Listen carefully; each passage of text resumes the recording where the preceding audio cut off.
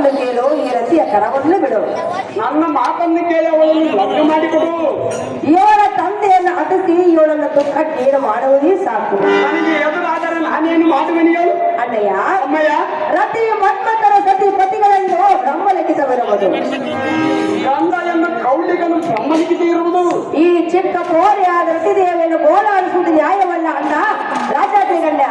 ಅಮ್ಮ ದ್ರೌಪದಿ, ಚೆನ್ನಾಗಿ ಕೇಳಿ ಇವಳ ಸಂಗತಿ. ಅದೇನು ಅಣ್ಣಯ್ಯ? ನಮಗೆ ಬಂದು ಬರತಿಯನ್ನು ಆ ಬಂದ ಕಮಲನ್ನು ಆ ಬಲ್ಲ ಕೃಷ್ಣನ ಬಲದಿಂದ ಎನ್ನನ್ನು ಲೆಕ್ಕಿಸದೆ ಗರ್ವದಿಂದ ಯುದ್ಧವನ್ನು ಮಾಡಿಬಿಡಿದನು. ತನ್ನ ಕರ್ಮವು ತನ್ನನ್ನೇ ನಿಂತಿದರು. ಮಾತಾಡಿ ಇದನ್ನು ತಿಳಿದವಳಾಗಿ ಬಂದು ಬುದ್ಧಿ ಹೇಳುವುದು ನಿನ್ನ ಧರ್ಮವಲ್ಲ. ಸುಮ್ಮನೆ ನಿನ್ನ ಪಟ್ಟಣಕ್ಕೆ ತೆರೆದು ನೀನು ಬಂದ ಹಾಡಿಗೆ ತಿಳಿದುಕೊಂಡು ಹೋಗ ಧ್ರುವದನ ನಾನೇ ಎನ್ನ ಮಾತು ಕೇಳುವರು ಯಾರು? ಅಣ್ಣಯ್ಯ, ಅಮ್ಮಯ್ಯ, ಏನು ಕೇಳು? ಚೆನ್ನಾಗಿರು. ಅಮರೇಶನ ಕಾರಣ ಆಗದ ಕಾರಣ ವಾದ ಮಾಡದಿರು ವಿನಾಕಾರಣ. ಜನ ಹೋಗ್ಬಿಟ್ರಪ್ಪ ಎಲ್ಲರೂ. ಜನ ಹೋಗ್ಬಿಟ್ರ. ಜನ ಜನ ಜನ ಜನ ಅಮರೇಶನ ಕಾರಣ ಜನ ಆಗದ ಕಾರಣ ವಾದ ಮಾಡದಿರು ವಿನಾಕಾರಣ. ಇನ್ನೊಂದು ಬಳಿಕರದಿ ಕಲ್ಯಾಣ, ಇನ್ನೊಂದು ಬಳಿಕರದಿ ಕಲ್ಯಾಣ. ಒಂದು ವಾದಳೆಗೆ ದೂರದೌತ, ಒಂದು ವಾದಳೆಗೆ ದೂರದೌತ. ಇದರಿಂದ ಕಡುಕೋಪ ಹೌದು, ಇದರಿಂದ ಕಡುಕೋಪ ಹೌದು, ಇದರಿಂದ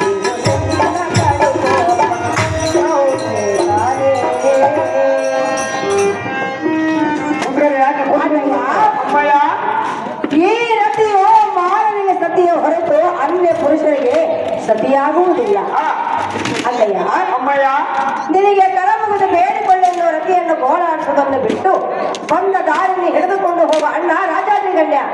ಎಲ್ಲೈ ನಾರಿಯ ಮನೆ ಮಾನವೇ ಬಪ್ಪ.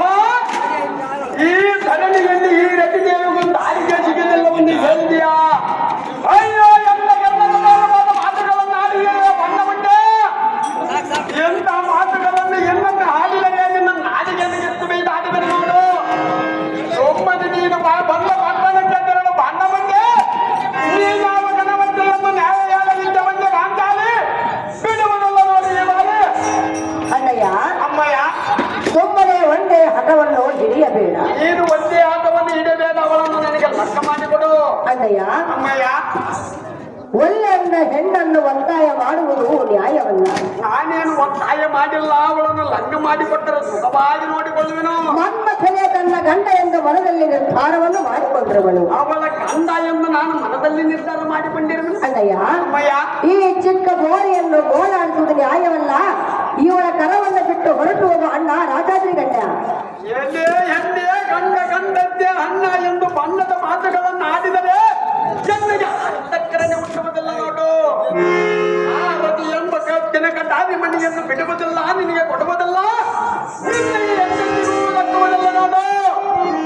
ಆ ಇರು ವಾಕ್ಯದ ಬರಿ ಏನೆಂದರೆ ಎನ್ನ ಸಂಪತ್ತೇನು ಕಡಿಮೆ ಆಗುವುದೇ, ಬರೆಯುವುದೆಂದರೆ ಎನ್ನಂತ ರಾಜನ ಸಂಪತ್ತೇನು ಹೆಚ್ಚಾಗಬಹುದೇ?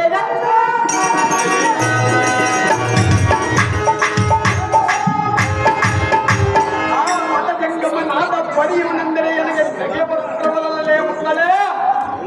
ಎನ್ನ ವಿನಃ ಕೂಡ ಈ ಜಗತ್ತಿನಲ್ಲಿ ದೇವರ ದಾರಿರುವರು. ಈ ಜಗತ್ತಿಗೆ ಸೃಷ್ಟಿಕರ್ತನ ನಾನೇ, ಲಯಕರ್ತನ ನಾನೇ, ರಕ್ಷಣಕರ್ತನ ನಾನೇ. ಅಮ್ಮಯ್ಯ, ನನಗಿಂತ ಹೆಚ್ಚಿನ ದೇವರ ದಾರಿರುವರು. ಸುಮ್ಮನೆ ನೀನು ಒಂದು ಹಾದಿಯನ್ನು ಹಿಡಿದುಕೊಂಡು ಇಲ್ಲಕ್ಕೆ ಹೋಗ ದಾರಿ ರತಿಯನ್ನು ಬಿಡುವುದು ಬರೀ. ಎಲ್ಲೋ ಭಕ್ತರಿಗೆ ಬಂಟಲಾದ ಪುಣ್ಯಕವನ್ನೆಂದರೆ ಅಮ್ಮ ದ್ರೌಪದಿ, ಇದುವರೆಗೂ ನಿನ್ನ ಬೆಳಿಗ್ಗೆ ಬೇಡಿಕೊಂಡಿದ್ದು ಹೇಗಾಯಿತೆಂದರೆ ಹೇಗಾಯಿತು ಅಮ್ಮಯ್ಯ? ಕೋಣದ ಮುಂದೆ ಕೆಂದರೆ ಬಾರಿಸಿದಂತಾಯಿತು, ಕೋಟೆಯ ಕೊಳಗೆ ಮುತ್ತಿನ ಹಾರ ಹಾಕಿದಂತಾಯಿತು. ನಾನು ನಿನ್ನಲ್ಲಿ ಬೇಡಿಕೊಂಡಿದ್ದು ಏನಾಯಿತೆಂದು ಹೇಳದೆ ಹೇಗಾಯಿತು? ಎಣ್ಣೆಯನ್ನು ನೀರಿನಲ್ಲಿ ಬಿಟ್ಟಂತಾಯಿತು, ಕೋಳಿಯ ಕಾಲಿಗೆ ಕತ್ತೆಯನ್ನು ಕಟ್ಟಿದಂತಾಯಿತು.